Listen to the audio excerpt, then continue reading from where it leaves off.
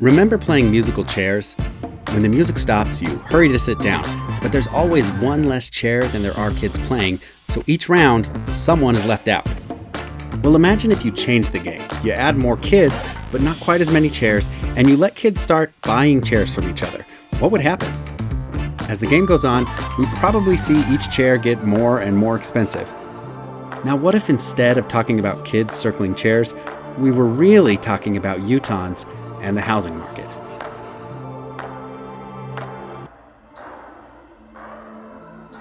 We continue to grow as a state. We have our own children that are growing up and looking for somewhere to live, and we've got folks that have caught on to what we have here in Utah. But as we know, our resources are limited. The housing market crashed and a lot of builders pulled back. We lost a lot of labor in our housing market, and we just have never caught up. Someone on an average income, which those incomes haven't risen nearly as fast, it's just getting increasingly difficult. We know if we have more housing, the cost will come down. We need more units because we have a shortage.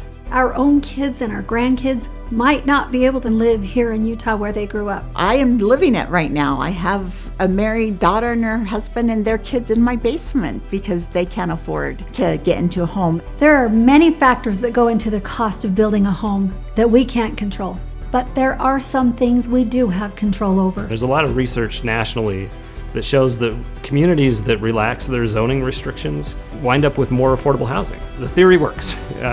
Works on the ground, that when you make it easier for builders to build what the market wants, then you bring down the cost of housing for everybody. In 2023, the Utah Housing and Community Development Division tasked Envision Utah with reviewing local land use ordinances and researching their impacts on housing attainability.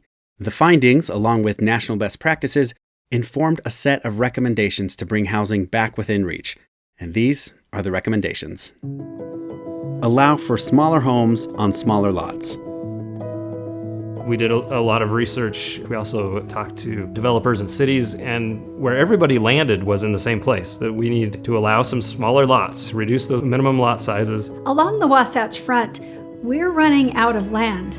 And so it's going to be imperative that we rethink our development patterns. Most cities aren't allowing any lots to be built that are smaller than about 7,000 square feet. In a lot of cases, we're talking 10,000 or 12,000 square feet. That makes it basically impossible to build a starter home. Imagine you have a plot of ground that's about 3/4 of an acre. You could build 3 2,500 square foot homes, each with about 1/4 acre of land. With the average cost of the land and the actual building costs, plus some profit for the builder, each home would cost nearly $800,000. But if you cut the lot sizes in half, you can build twice as many of those same 2,500 square foot homes for $625,000 each. Just as important, you've now got 6 homes instead of just 3. At the beginning, people might be disappointed that the cost of townhomes and maybe smaller homes is not as low as they want it to be, but we have to start somewhere. When we build new homes, even if they're maybe at a higher price so that a young couple that's just starting out can't afford those new homes, the people who move into it, who can afford it, open up units for other people, and somebody moves into that, and then whatever they move out of might be available for somebody at an even lower price point. More housing helps everybody. We just need more supply that's on the market. Allow multiple homes per lot or building.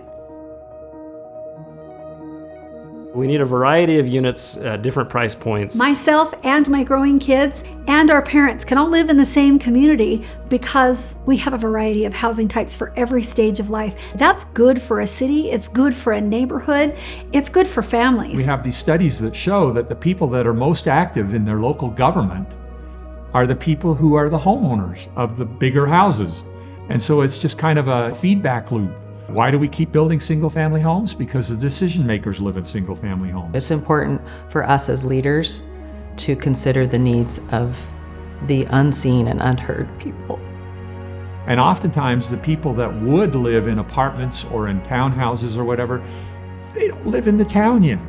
And so they're not going to be there to express the desire. When my husband and I got married, we lived in different apartments as students, and I felt like they were palaces. Like, I was so excited to live in these apartments and have our own place. And now we're looking to downsize. Reflecting back on our own housing journey is powerful because then maybe we could have more empathy for other people that are in different life stages on their housing journeys. Over all the years that I've been doing this as a planner, the main argument that you hear from people against density is that it's going to lower their property value. It's not borne out by the facts.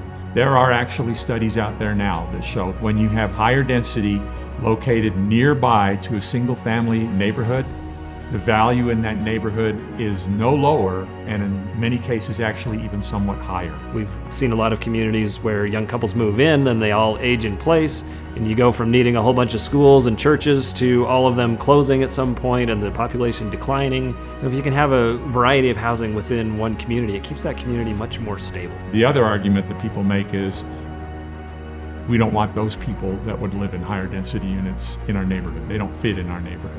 There are plenty of studies out there that show a diverse background of people usually results in a richer community and in better solutions to problems. Create mixed-use centers.